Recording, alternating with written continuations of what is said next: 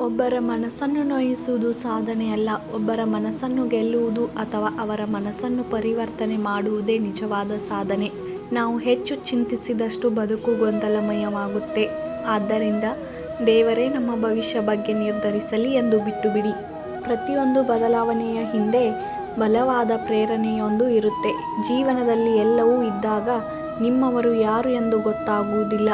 ಜೀವನದಲ್ಲಿ ನೀವು ಎಲ್ಲವನ್ನು ಕಳೆದುಕೊಂಡಾಗ ನಿಮ್ಮವರು ಯಾರು ಅಂತ ನಿಮಗೆ ಗೊತ್ತಾಗುತ್ತೆ. ನಾವು ಸಂಪಾದಿಸಿದ ಒಡವೆ, ವಸ್ತ್ರ, ಹಣ, ಆಸ್ತಿ, ಸಂಪತ್ತು ಇವೆಲ್ಲದಕ್ಕೂ ನಾವೇ ಕಾವಲುದಾರರಾಗಬೇಕು.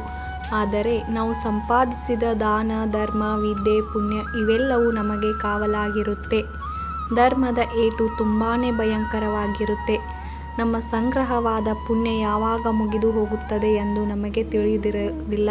ಪುಣ್ಯ ಮುಗಿದ ನಂತರ ಅಸಮರ್ಥ ರಾಜನು ಕೂಡ ಭಿಕ್ಷೆ ಬೇಡುವಂತಹ ಪರಿಸ್ಥಿತಿ ಬರುತ್ತೆ. ಆದ್ದರಿಂದ ಯಾರಿಂದ ಯಾರೊಂದಿಗಾದರೂ ಮೋಸ, ಕಪಟ, ವಂಚನೆ ಮಾಡಿ ಯಾರ ಆತ್ಮವನ್ನು ನೀವು ಮೋಸ ಮಾಡಬೇಡಿ. ಮೋಸ ಮಾಡುವ ಪ್ರತಿಯೊಬ್ಬರು ಹೇಳುವ ಒಂದೇ ಒಂದು ಮಾತು ಅಂದರೆ, ನಾನು ಆ ಥರದ ವ್ಯಕ್ತಿಯಲ್ಲ, ನನ್ನನ್ನು ನಂಬಿ. ದೇವರು ಬೇಕು ಅಂತಾನೆ ಕೆಲವು ಸಂಬಂಧಗಳನ್ನು ನಮ್ಮಿಂದ ದೂರ ಮಾಡ್ತಾನೆ. ಕಾರಣ ಇಷ್ಟೇ, ನಮಗೆ ತಿಳಿಯದ ಸತ್ಯ ಆ ಭಗವಂತನಿಗೆ ತಿಳಿದಿರುತ್ತೆ.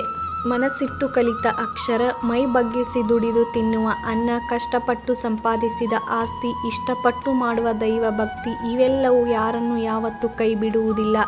ಯಾರನ್ನು ಕೂಡ ಜೀವನದಲ್ಲಿ ಕೀಳಾಗಿ ನೋಡಬೇಡಿ. ನಾಳೆ ಅವರ ಮುಂದೆ ಕೈ ಕಟ್ಟಿ ಕೂರುವ ಸಮಯ ನಮಗೂ ಬರಬಹುದು. ಆಡಿಕೊಳ್ಳುವ ಜನ ನೂರಾರು ಇದ್ದರೇನು, ನೋಡಿಕೊಳ್ಳುವ ಜನಾರ್ದನ ಮೇಲಿದ್ದಾನೆ. ಇತರರ ಮಾತನ್ನು ತಲೆ ಕೆಡಿಸಿಕೊಳ್ಳದೆ ಮುಂದೆ ಸಾಗುವುದು ಅಷ್ಟೇ ನಮ್ಮ ಕಾಯಕ. ಮಸನಕ್ಕೆ ಹೊರಟ ತೆರಿಗೆ ಎಷ್ಟೇ ಹೂವಿನಿಂದ ಅಲಂಕಾರ ಮಾಡಿದರೂ ಕೂಡ ವ್ಯರ್ಥ. ಹಾಗೆ ಮನುಷ್ಯತ್ವದ ಅರಿವೇ ಇಲ್ಲದವನಿಗೆ ಎಷ್ಟೇ ಪ್ರೀತಿ ತೋರಿಸಿದರೂ ಕೂಡ ವ್ಯರ್ಥನೇ.